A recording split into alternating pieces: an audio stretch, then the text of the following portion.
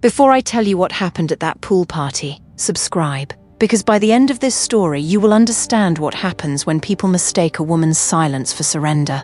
My name is Naomi Kingsley. For 3 years, my husband's family called me the waitress. They said it like it was something you could scrape off a shoe. Nobody in that mansion knew the woman carrying their drinks had quietly kept their empire alive. My mother built the Kingsley concern from one trucking route and a debt she refused to let anyone else collect on her behalf. When I was 9, I watched a man twice her size tell her to sell while her name was still worth buying. She waited until he finished, then calmly informed him she had purchased the note on his warehouse lease that morning. He had 30 days to leave. She never raised her voice. "Power you have to announce is advertising," she told me afterward. "Real power runs the room from the corner. Let them underestimate you. The ones who see you coming are the only ones who get to prepare." I inherited her company at 24. Most of the men doing business with us never knew a young black woman controlled the credit, ports, security contracts, and shipping routes behind the name Wolfcrest Holdings. 2 years later, I met Tae-min Yoon while carrying champagne through a rooftop bar. He looked at me as if I were the only honest person in the room. I let him believe I was exactly what I appeared to be, a waitress with good balance and a quiet mouth. He never asked why the hotel owner answered my texts within seconds, why security rotations changed when I worked, or why I always wore a gold wolf head hairpin. He thought it was sentimental. He never turned it over to see the Wolfcrest crest stamped into the back.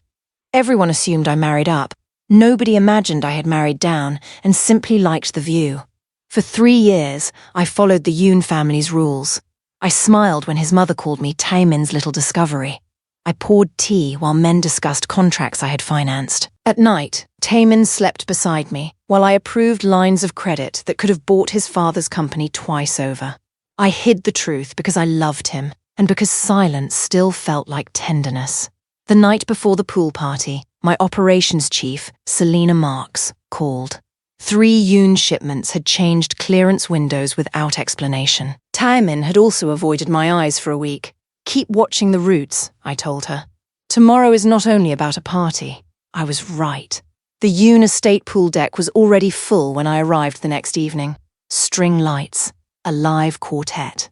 Waitstaff circling with trays I recognized the caterers' uniforms from, because I owned 40% of that catering company through a holding group nobody at that party had ever heard of. Tae-min stood near the deep end, shirt open at the collar, ink climbing up out of it toward his throat the way it had started to since he'd stopped caring whether his father's older guests approved of it, laughing at something his father's business partner said. For 1/2 of 1 second, I let myself remember why I had said yes to him in the first place.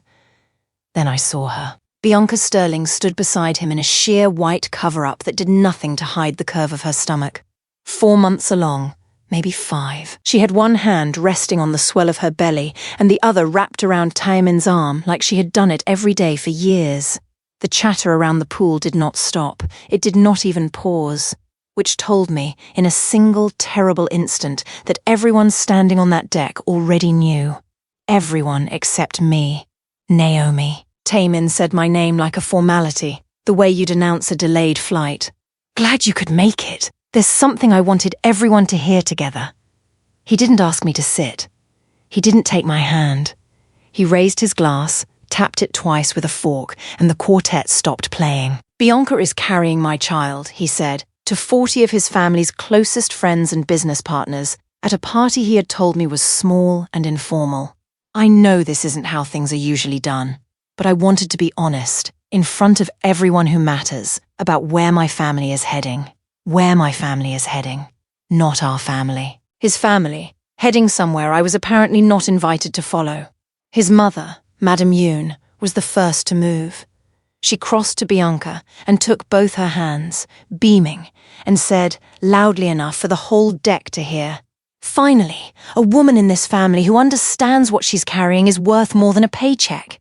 She did not have to me while she said it. She did not have to. Every guest on that deck understood exactly who the sentence was aimed at. I want you to understand something about me before I tell you what I did next. I did not gasp. I did not drop my glass. I have never been hurt by anything I didn't say. With men who would have shot each other over a shorted percentage point. And I have done it without my voice ever climbing above a conversational register. A public announcement at a pool party was, on the scale of things that had genuinely threatened me, closer to background noise than an emergency.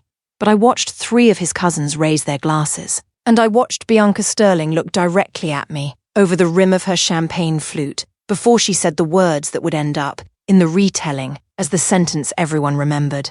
I think it's time the real woman of this house finally had a seat at the table, Bianca said, loud enough to carry over the pool. Some of us were only ever hired help who got confused about our position. I did not raise my voice. I did not need to. I crossed the space between us slowly enough that the quartet noticed and went quiet on their own, and I lifted my hand and pointed directly at her, close enough that every guest on that deck could see exactly who the gesture was aimed at. "Say that again," I said. "I want to be sure everyone here heard it clearly enough to remember exactly who said it, in case anyone asks them to describe tonight later."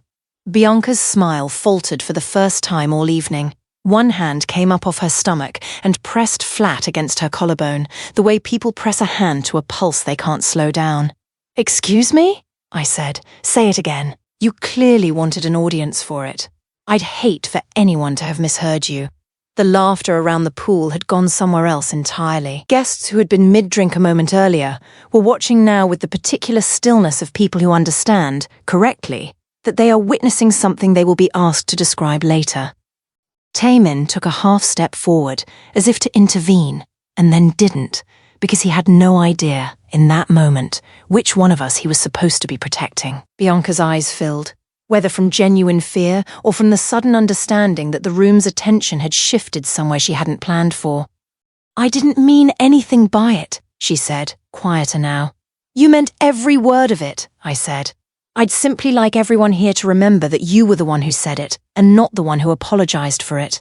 I lowered my hand. Laughter moved through the deck like a current. Not everyone laughed, but enough did that the ones who didn't simply looked at their drinks instead of at me. Sun Woo, a cousin who worked in the family's logistics arm and had never once looked me in the eye at a dinner, raised his glass a second time.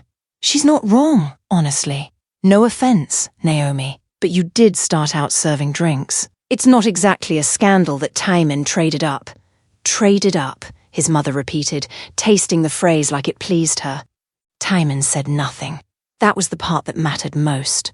Not the insult itself, but the silence he let sit on top of it, the way a man lets a stain set into fabric by doing nothing at all. He had built an entire evening around this announcement, and had not, in the process, thought to warn me, protect me, or so much as glance in my direction to see whether I was still breathing normally. Bianca stepped closer, resting her free hand on the pool rail, angling her belly toward the small crowd like it was a prize she'd personally engineered. "I actually feel for you, Naomi.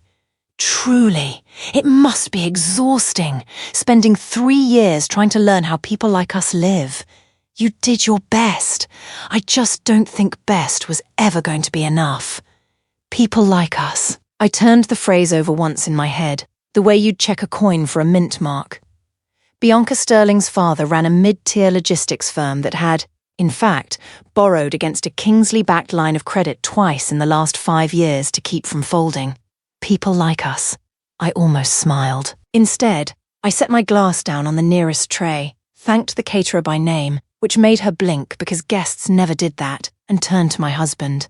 "Congratulations," I said, and meant it exactly as much as the word deserved. "I hope you're both very happy with what you've built here tonight." I stepped inside to find the powder room, mostly to put a door between myself and 40 pairs of watching eyes for 90 seconds. Bianca followed me in before the door had fully closed. "You don't have to pretend to be gracious," she said, leaning against the marble counter, one hand still resting on her stomach like a prop she never put down. "It's just us now. You can drop it." "Drop what, exactly?" "The composure." The little smile. "I've read people like you my whole life, Naomi. You're not calm. You're just too proud to let anyone see you break." She tilted her head. "I actually admire it, a little. Must have taken years of practice, learning to look like you belong somewhere you clearly don't." "You seem very confident for someone I've never met before tonight," I said. Something flickered behind her eyes, there and gone so fast I would have missed it if I hadn't spent a career learning to watch for exactly that kind of flicker. "I know how this family works," she said. "That's all. I know what they want, and I know how to give it to them." "You never did, apparently, in 3 years of trying." "No," I agreed, drying my hands slowly, watching her in the mirror rather than turning around. "I never did try, actually. I never needed to." I left her standing there, visibly unsettled by a sentence she couldn't quite place, and stepped back out toward the pool deck, only to find Madame Yoon waiting near the archway, arms folded, clearly having timed her approach. "I hope you're not embarrassing yourself in there," she said. "Scenes reflect badly on everyone, Naomi, not just the person making them." I wasn't aware I'd made one. "You know what I mean." She glanced past me toward the house, lowering her voice to the particular register she used for conversations she didn't want staff to overhear. "Bianca's family has resources this family needs. You must understand that whatever this marriage was to you personally, it was never going to outweigh what Tae-min owes his own bloodline." "What does Tae-min owe his bloodline, exactly?" "An heir who isn't a question mark," she said. "You gave him 3 years and nothing to show for it. I don't say that to be cruel. I say it because someone in this family has to be honest with you, since apparently no one else intends to be tonight."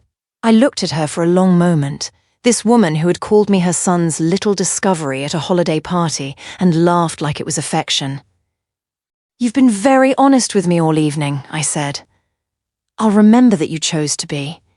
"Is that a threat?" "It's an observation," I said. "I've found people rarely notice the difference until it's too late to matter." I stepped past her, out onto the path, and did not look back once, because I did not need to see her face to know exactly what she was thinking about me. I used the 11-minute drive home to separate pain from information. By the time I reached the smaller house, Tae-min thought of as my quiet place, I had already called Selena. "Pull everything on Bianca Sterling," I said. "Financials, travel, associates, and any movement in her family's credit line. Have the estate staff report directly to us starting tomorrow. Tae-min must not notice yet." "What do you think she is?" "A woman does not enter a Mafia family with that much confidence unless someone taught her the choreography." What none of them knew was that the caterer, valet service, and perimeter security at the Yoon estate all answered, through separate holding companies, to me. Mateo, the steward who had served that family for 11 years, sent staffing reports to an inbox only Selena and I controlled. They thought they had humiliated a waitress. They had handed the Kingsley concern a guest list, a timeline, and 40 witnesses. By Sunday, the story of the pool party had already made its way through the narrow circle of families that mattered to people like Madame Yoon. I heard about it secondhand, the way you always hear about your own humiliation, filtered through someone who claims to be telling you out of kindness. A cousin's wife called to check in, which was another way of saying she wanted to hear, in my own voice, how devastated I was. An aunt sent a message that began with, "I'm sure this is difficult," and ended with a subtle inquiry about whether I intended to contest the marriage or go quietly. I answered none of them directly. I let the silence do what silence has always done for me. Made people uncomfortable enough to fill it themselves with speculation. Most of it wrong, all of it eventually irrelevant. 3 separate business contacts, men who had shaken my hand at galas for years without ever asking my opinion on anything beyond canapes, reached out with careful, testing messages, clearly trying to gauge whether the marriage's collapse meant Wolfcrest's terms might loosen. I did not answer those either. Some silence is a strategy. Others are simply the correct response to people who only remember you exist when they think your value has changed. The next morning, Tae-min found me in the kitchen wearing the expression of a man who believed cruelty required management rather than apology. "Bianca's family has been discussing a partnership with my father," he said. "This is bigger than us." "I know it is business," I replied. "I am surprised it took you 3 years to imagine I might understand one." He told me not to attend Thursday's board session, where the Eastern shipping contracts would be restructured. He did not know those routes passed through ports controlled by Kingsley leverage. He did not know the restructuring required approval from Wolfcrest Holdings. Wolfcrest. The wolf stamped into the hairpin he had never once examined. Selena's report arrived the following night. The Sterling logistics firm had been acquired 11 months earlier by a shell company linked to the Moreau syndicate, the Yoon's most persistent rival. Bianca had been placed in Tae-min's orbit deliberately. Her meetings, travel, and messages aligned with altered manifests and shipment delays across the eastern routes. The pregnancy was real. The claim that Tae-min was the father was not. A private clinic's appointment timeline, obtained lawfully through Bianca's own reimbursement records and later confirmed by a court-ordered paternity test, showed she was already pregnant before the relationship she described to Tae-min began. The child's father was Daniel Rhee, a Moreau logistics operative whose initials appeared throughout the stolen routing files. She had not fallen in love with my husband. She had been assigned to him, and the pregnancy had been repackaged as a shortcut into the Yoon bloodline. Prepare the acquisition documents, altered manifests, financial transfers, and paternity timeline, I told Selena. Nothing speculative. Every page must survive independent review. And the original Wolfcrest agreement? Bring the copy with my mother's signature. Chairman Yoon has known who I am for 3 years. On Thursday, he can decide whether to tell the truth before I do. We worked until midnight. By the time we closed the final folder, the confrontation was already finished on paper. On Wednesday afternoon, I met Selena and 2 of my senior directors in a conference room the Kingsley concern kept above a logistics office nobody at Yoon Group had ever had reason to visit. It was the first time in 3 years I had walked into that building as myself, without adjusting my posture for anyone else's comfort. We have 3 separate paths, Selena said, spreading the documents across the table. We can go quiet, freeze the Sterling firm's credit line without explanation, and let Yoon Group's board discover the connection on their own timeline.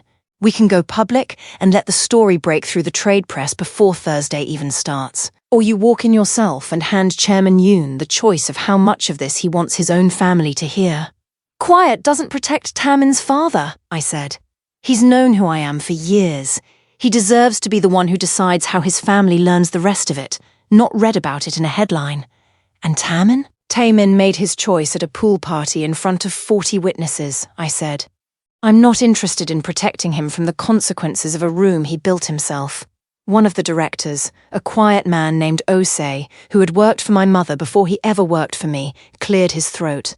For what it's worth, ma'am. Your mother would have gone in Wednesday night and had it finished before breakfast.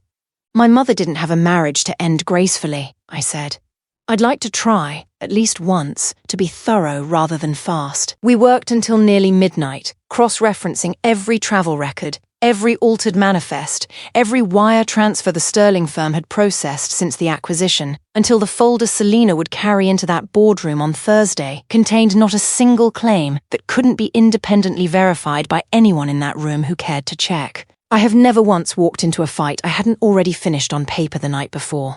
The night before the board session, Mateo called the private line, which he had never once done in 11 years of quiet reports. Ma'am, he said, careful the way people are careful with information they know is dangerous to whoever holds it. The young master's mother has asked staff twice this week whether you'd be attending Thursday's session. She seemed concerned that you might. Thank you, Mateo, I said. You've done well. Ma'am, if I may, some of us have known who you are for a long time. We simply never thought it was our place to say so. You were right not to, I told him. But I think that's about to change for everyone. If you think you already know how this ends, type the word Queen in the comments right now. Because what happened in that boardroom on Thursday is the moment even I stopped being able to predict how far this family would fall to save face. I arrived at Yoon Group's headquarters 10 minutes before the session, dressed the way I had learned to dress for men who valued the wrong things. Quietly, expensively, without a single detail that invited comment. Tae-min looked genuinely alarmed to see me in the hallway. I told you not to come, he said, low enough that the assistants couldn't hear. You told me it would be better if I didn't. You never told me why. I walked past him into the boardroom, where his father, Chairman Yoon Dae-sung, sat at the head of a long table already crowded with department heads and 2 men from a partner firm I recognized instantly as Moreau associates, dressed like legitimate logistics consultants. Chairman Yoon looked up when I entered, and something passed over his face that Tae-min, still standing in the doorway, completely failed to register. It was not surprise. It was recognition, and beneath the recognition, something close to relief. "Naomi," the chairman said carefully, "this is a closed session." "I understand," I said, taking the seat directly across from him, which no one in that room had ever seen me do. "I'd still like to stay. I think you and I have some overlapping interests in today's agenda." "This is a family and board matter," Tae-min said, finally moving to stand behind his father's chair. "Naomi, please." "Sit down, Tae-min," his father said quietly, and something in his voice made every person at that table go still, including his son. The chairman folded his hands on the table. He looked, for the first time in 3 years of family dinners and holiday photographs, directly at me without performing politeness for an audience. "How long has it been," he asked, "since Wolfcrest restructured our Eastern credit line?" "6 years," I said. "Give or take. And how long," he continued, "has Wolfcrest held silent approval rights over any material change to our shipping partnerships?" "Since the same agreement," I said. "You signed it yourself, Chairman. I believe your legal team called it a formality at the time." Around the table, department heads who had spent years addressing me at family functions as Tae-min's wife began to understand, in real time, that they had been sitting across from something else entirely. "Dad," Tae-min said, and his voice had lost every ounce of the authority it carried at pool parties. "What is she talking about?" Chairman Yoon closed his eyes briefly, like a man settling a debt he had been dreading for years. "6 years ago, this company was 11 weeks from insolvency," he said. "A silent partner restructured our entire credit position overnight, on terms far more generous than we deserved, in exchange for one condition: anonymity and future approval rights over anything that touched the Eastern routes." He looked at me.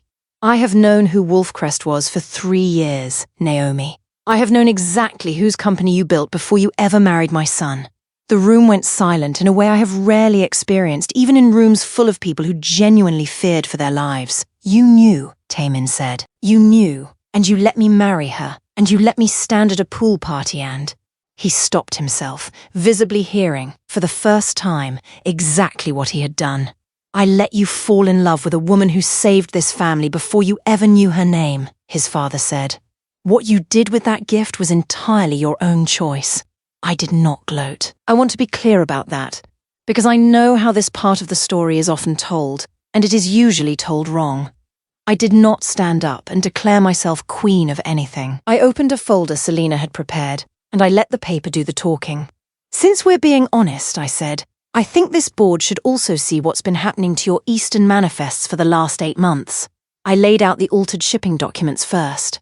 Then the acquisition paperwork showing the Sterling family firm folding into a Moreau-linked shell company 11 months prior. Then the travel records showing Bianca Sterling meeting with 2 Moreau representatives on 4 separate occasions in the past year. Each meeting scheduled within days of a Yoon shipment mysteriously delayed at customs, and each logged, internally, under a contact name of D. Ree. She is pregnant, I said, placing the clinic timeline beside the Moreau files. But the child is not yours. The documented conception window predates the relationship she described to you, and the paternity confirmation identifies Daniel Ree, the same Moreau operative receiving your routing schedules. Tae-min stared at the page as if the numbers might rearrange themselves out of mercy. She was never entering this family as your future, I continued. She was entering it as their access point. One of the Moreau consultants stood up so quickly his chair scraped the floor. "This is fabricated," he said. "This woman is manipulating documents to—" "I own the servers those documents came from," I said. "I own the Port Authority relationship that logged every manifest alteration. And in about 4 minutes, every partner bank Yoon Group works with is going to receive a notification that Wolfcrest Holdings has flagged an active security concern on this account. I'd sit back down if I were you." He sat down. Sun-woo, the cousin who had toasted so easily to Tae-min trading up 4 nights earlier, had gone the color of the paper in front of him. "This can't be right," he said, mostly to himself. "She poured drinks. I watched her pour drinks at Christmas. I poured a great many drinks at a great many family dinners," I agreed. "It never once occurred to any of you to wonder why a waitress had such excellent recall for shipping tariffs. The head of the Eastern Division, A careful woman named Priya Chandrasekaran, who had worked with Tae-min for 11 years, closed the folder in front of her slowly. "The manifest discrepancies I flagged in March," she said, looking at Chairman Yoon rather than at me. "I was told those were resolved internally. I was told not to escalate them." "You were told that by me," Tae-min said quietly, and it was the first honest thing he had said all morning. "I didn't want to trouble my father with something that seemed minor at the time." "It wasn't minor," I said. "It was the exact window Moreau needed to establish a pattern reliable enough to build a long-term asset around. You didn't just fail to notice your wife, Tae-min. You failed to notice your own company being taken apart one shipment at a time because you were more interested in managing how things looked than in understanding what they actually were." I understand the impulse. I've simply spent my whole life refusing to indulge it. No one at the table said anything for a long moment. Then Chairman Yoon closed his own folder with a quiet, final, deliberate sound. The sound of a man closing a book he already knew the ending of. "I think," he said finally, "we've heard enough for one morning."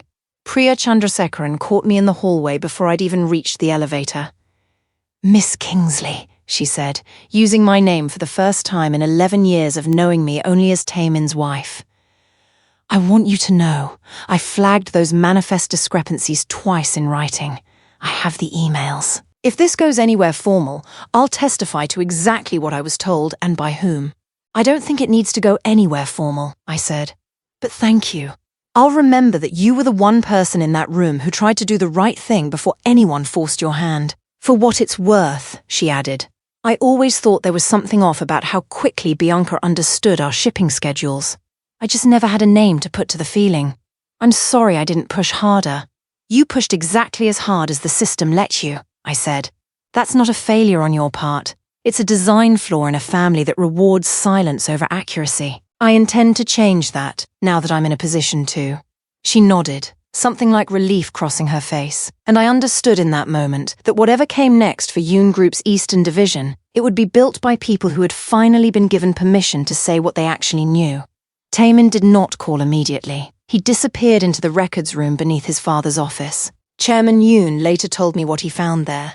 The original emergency restructuring package from 6 years earlier, signed by my mother and countersigned by me 3 weeks after her funeral. Attached was a private note explaining that Wolfcrest had chosen terms designed to preserve Yoon payroll, protect employee pensions, and keep Tae-min's father from losing the company. Tae-min read every page. He found the list of jobs my decision had saved, including his own first executive appointment. He found my signature beneath the line that had kept his family name alive. When he finally called, his voice had changed. "You saved us before you ever met me." "Yes." "And I stood beside a woman using my family while I let everyone call you hired help." "Yes." For the first time, he did not explain himself. He did not mention pressure, legacy, or Bianca's family. He simply said, "I made you small so I would never have to ask whether I was worthy of you." That was the first apology he gave me that contained no request for comfort. "I understand now," he whispered. "No," I said. "You understand the cost now. Understanding me would have required curiosity before there were consequences." I ended the call. Chairman Yoon called an emergency session of the full family council that same evening, and by the time it convened, 3 things had already happened that Tae-min could not undo. The Sterling family firm's remaining assets had been frozen by its own primary lender, which happened to be a Kingsley-backed institution that had simply chosen, for the first time in 11 months, to enforce the terms of its loan agreement. 2 of Yoon Group's largest shipping partners had quietly requested clarifying calls after word of an internal security breach reached them through channels far too fast to have been accidental. And Bianca Sterling herself had stopped answering calls from anyone associated with the Yoon family, including, notably, Tae-min. Within 48 hours, the Sterling firm's assets were frozen. Moreau severed contact with Bianca, and the paternity result was entered into the legal review. She left the city without the protection she had been promised. I did not pursue her. Truth had already removed every seat she tried to steal. The family council meeting was not about romance. It was about liability. 3 separate board members raised the question, in careful corporate language, of whether Tae-min's judgment in personal matters reflected a broader risk to the company's stability. His mother sat through most of the session with her hands folded, saying nothing, until the moment Chairman Yoon mentioned that Wolfcrest's silent partnership predated Tae-min's marriage by 2 full years. "That's not possible," Madam Yoon said, the first thing she'd said all evening. "She was a waitress. I met her serving drinks at my son's engagement dinner." "You met her exactly where she intended to be met," the chairman said.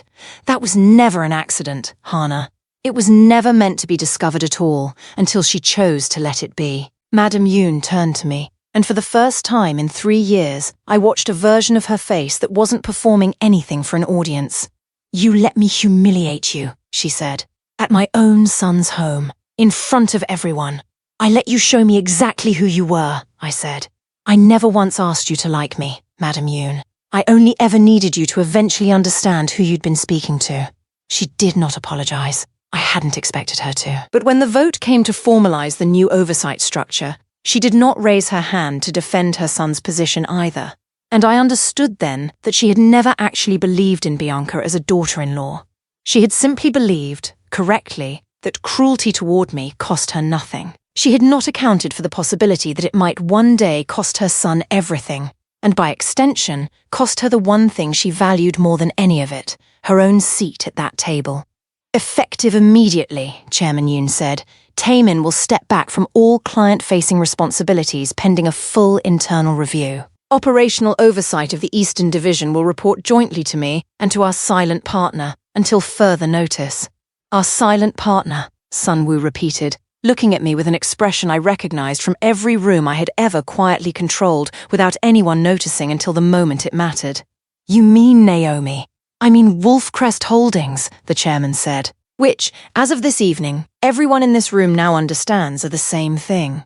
Tae-min found me on the terrace afterward, alone, looking out over the same pool where he had made his announcement days earlier. The string lights were gone. The quartet was gone. It was just water and stone and 2 people who no longer had anything true left to perform for each other. "You could have told me," he said. "Any time in 3 years, you could have told me who you were." "I could have," I agreed. "But you never once asked why the staff moved differently when I walked into a room. You never once wondered why my calls got returned in under a minute at midnight. You spent 3 years assuming the least interesting explanation for everything you didn't understand about me, because it was easier than being curious about a woman you'd already decided was beneath curiosity. I never thought you were beneath me. You stood at a party and let a room full of people you respect call me hired help who got confused about her position," I said. "And you said nothing. Not because you agreed with them. Because agreeing with them was easier than defending me in front of an audience that mattered more to you than I did." I turned to face him fully. "I've built an empire out of understanding exactly what people will trade away when it's convenient. You traded me for an evening of feeling important in front of your father's friends. I don't think either of us should pretend that was a mistake. I think it was simply a choice, and now we both have to live with what it revealed. Is there any version of this where you forgive me? I'm not angry, Tae-min. I want you to understand that, because I think it will bother you more than rage would. I'm not devastated. I'm not heartbroken. I built a life underneath the one you thought we were living, and it has always been more than sufficient without you standing in the middle of it." I picked up the small clutch I'd set on the stone railing and turned toward the house. "Congratulations again, by the way. I hope the review board is gentle with you. I've asked them to be."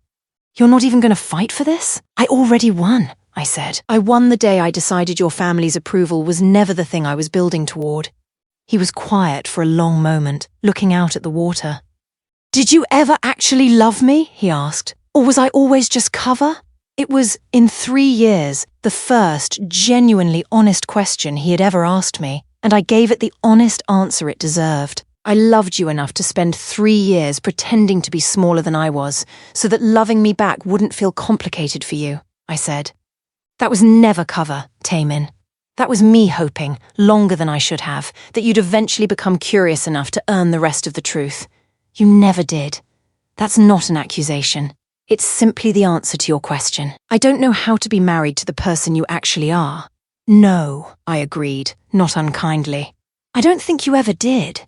I think you married the version of me that made you feel comfortable, and you're only now realizing that version was never the whole person you promised your life to." I stepped past him toward the house. I hope, genuinely, that whatever comes next teaches you to be curious sooner. It's a far less expensive lesson the earlier you learn it. 3 months later, Kingsley Concern announced a formal restructuring partnership with Yoon Group's Eastern Division. Tae-min remained in a reduced domestic role under review. Chairman Yoon resumed operational control, while every material decision on the eastern routes required Wolfcrest approval. I attended the signing dinner alone in a deep green dress with my mother's gold wolf hairpin above my ear. When Chairman Yoon rose as I entered, every executive in the room followed. Sun Woo approached near the end. "I owe you an apology for the toast. You owe the caterer one too," I said. She heard every word. In the hallway, a young server thanked me quietly. She had noticed that Yoon event staff received better rates and stronger protections than workers at comparable contracts. She had never known those terms came from me. I told her what my mother once told me. "Let them underestimate you. The ones who see you coming are the only ones who get to prepare." Outside, Selena waited in the car. "Are you satisfied?" she asked. "Relieved," I said. "I no longer have to perform smallness for people who are never going to reward me for it. I still wear the hairpin. I never truly hid it. Tae-min simply never thought to ask what it meant." That was the real betrayal beneath the pool party, the mistress, and the boardroom. Not only cruelty, incuriosity. He stood beside power for 3 years and never looked closely enough to recognize it. The quietest woman in the room is not always the weakest.